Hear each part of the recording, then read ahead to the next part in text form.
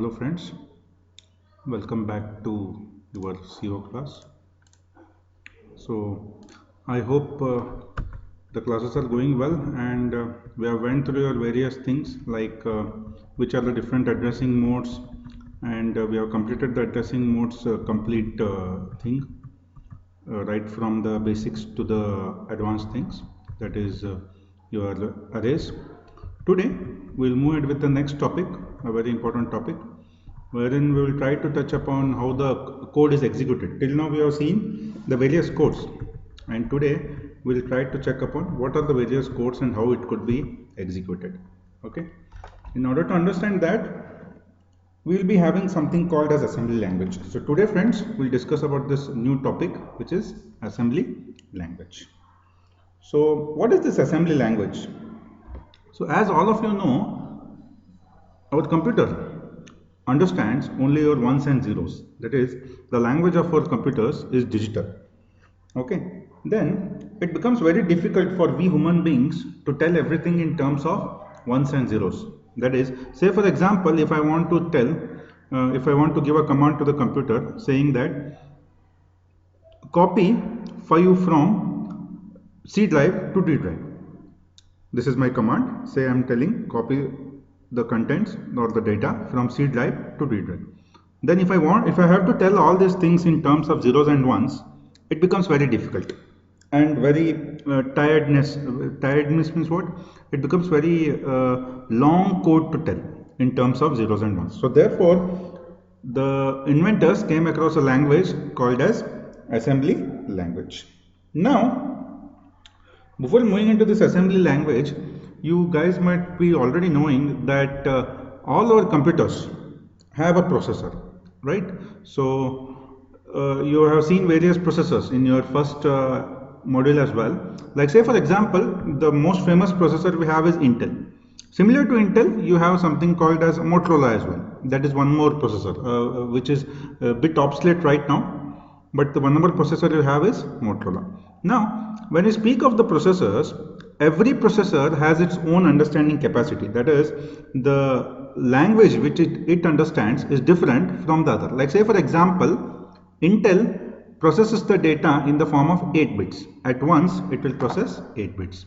But whereas Motorola processes somewhere around 16 bits. This is just a vague example.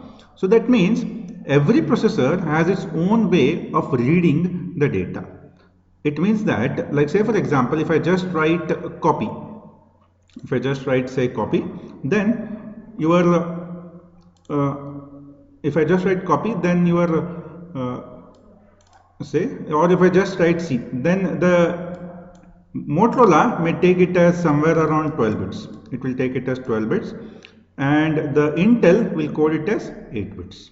That is, the whole C, which is data, is coded in the 8 bits in your Intel, and the whole C data in Motorola is coded as 12 bits.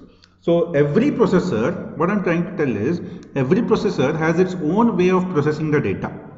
So like that, if I have some n processors, then n different ways of processing the data will be there.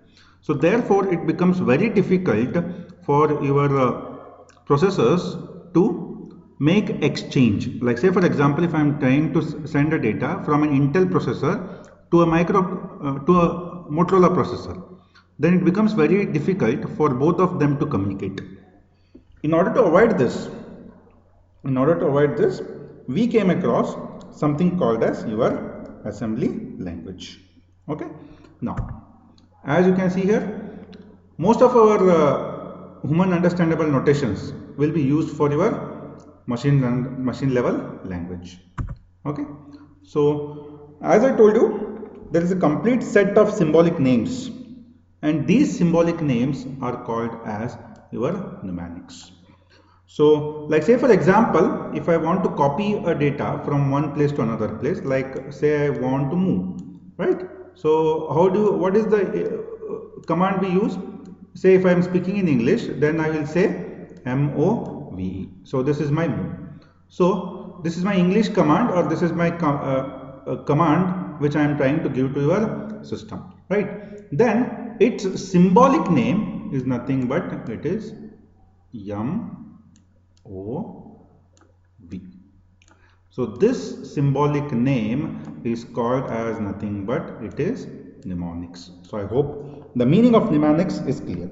Mnemonics is nothing but a symbolic name using which we will be setting some rules which are usually called syntax. Using these mnemonics, we will be setting the rules and we will be writing the code so that it is easily understandable for the computer level language as well as to the human beings. Okay friends, so this rules whatever I am speaking right now, you might have already heard of these rules.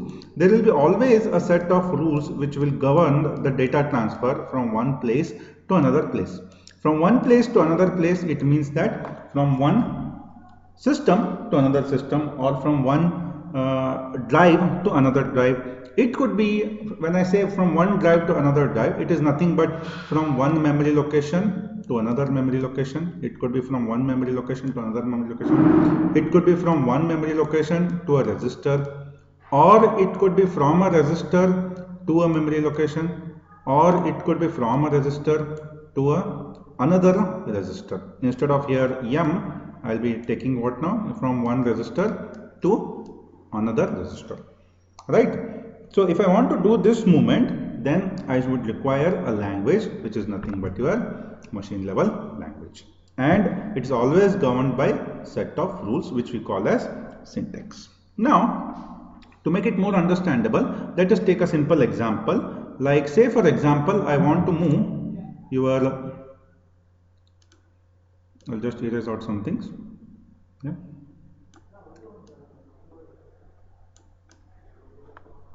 Yeah. So now say for example, I want to move certain things from one place to another place. Like say, I'll write move, I want to move the contents of R0 or the R0 to one variable called as sum. Okay. I want to move the contents of R0 to the variable sum. From R0 to the variable sum. Now, if I want to move this is nothing but an English word, right? Now, if I want to move the same thing, I will be using your mnemonics. The mnemonic for move would be, as we have already seen, it is MOV, right? For now, you don't take this into consideration. We'll consider MOVE itself is our mnemonic. That is, to copy the contents of R0 to sum, the mnemonic or the symbolic name I am using is MOVE. That's all, friends. So this is what we have discussed till now. Now, what are rules? We spoke of some rules now. What are these rules? These rules are nothing but after the symbolic name, these are very simple rules. After the symbolic name, there should be always a space. Here, in between move and R0, there should be always a space. And after the space, we will be putting a comma. Sorry, after the space, we will be writing the name of the register. This register is nothing but the what? Anybody? It is the source. This register is nothing but it is the source. SOURCE. It is the source. And after that, we will be putting a comma. Then we will be giving another space and then we will be writing our destination. In short, I am just writing it as DST. It means what now, friends? These are nothing but set of rules which are to be followed if I want to copy the contents of R0 into the memory location sum. So what are the rules? I'll just give you a revise. First, we need to write a symbolic name which is MOVE. Then we should leave a space. Okay. Then you should write the source name. Then put a comma, again a space, and then we should write the destination. Okay, friends. Now this is one way. Like say now moving ahead, say for example, I want to do a specific addition. Like I want to do addition of your immediate numbers, or if I want to use an immediate addressing mode, then there will be a small change. Like say for example, this is my mnemonic for addition, say ADD, right? This is the mnemonic for addition. Okay, instead of writing ADDITION, we are just using ADD. Then if I am using immediate addressing mode, then I have to put a small notation here which is nothing but I. Okay, so this becomes what now? ADD I is nothing but immediate. Addition, immediate. So if I want to do immediate addition, what I will write now? Say the number 4 comma R1. So what is happening here now? We are adding an immediate constant value 4 to the register contents R1. That is nothing but we are adding this 4 to the register contents R1. So this is nothing but your addition. So I hope friends you are clear with your assembly language.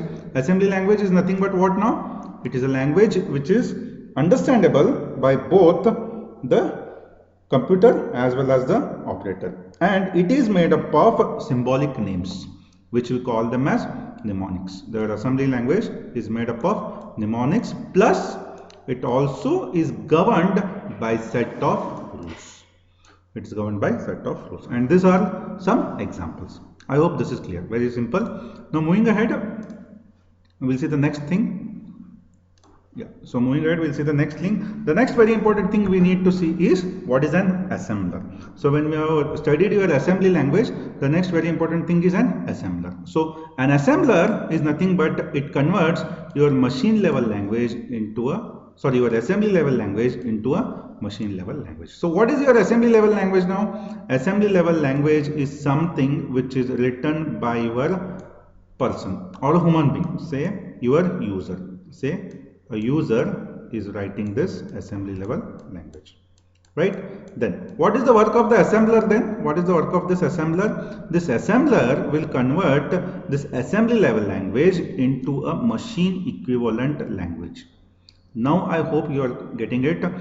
This assembly language will be in any normal form, like say for example move a comma b, add a comma c, and so on. Yes, that would be converted into machine language equivalent. What is machine language equivalent? This depends on what processor you are using, whether you are using your Intel or whether you are using your Motorola. Based on that, this conversion will be done. And who is doing this conversion? Your assembler is doing this conversion. Okay, now to be more specific, what is machine language? It is nothing but this is in the form of zeros and ones, right? I hope you know this. This is in the form of zeros and ones. And what we need to do now, what is the assembler doing? It is nothing but it is converting your assembly level language into this zeros and ones. Okay, now the next very important thing is, like say for example, you have a user and he executes a program, and he types or he gives a command in the which language now? Assembly language. Then what will happen? It will invoke a assembler program. So first he will write some program here, then that program, what it will do? It will invoke your assembler, and once this assembler is invoked, what it will do? It will check your syntax of this program. You have already seen. It will check the syntax.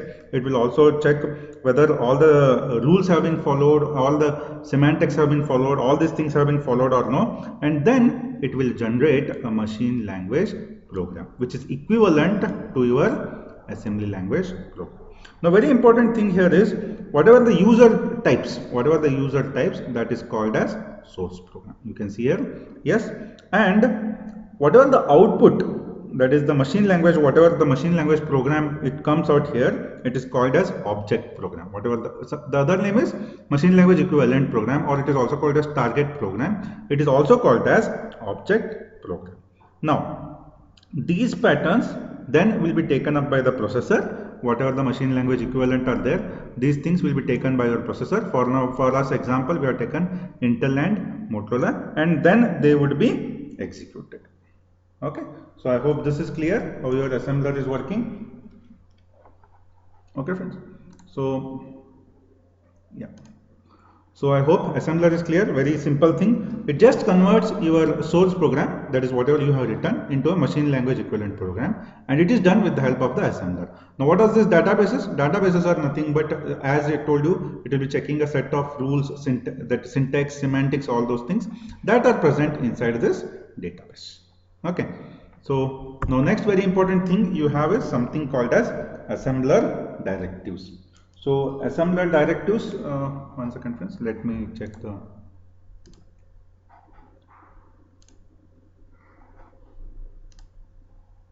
yeah, so maybe assembler directives I will cover in the next class. For now, you just understand these two important concepts. One is your assembly language and another one is your assembler. Okay, we'll again meet in the next class. Thank you.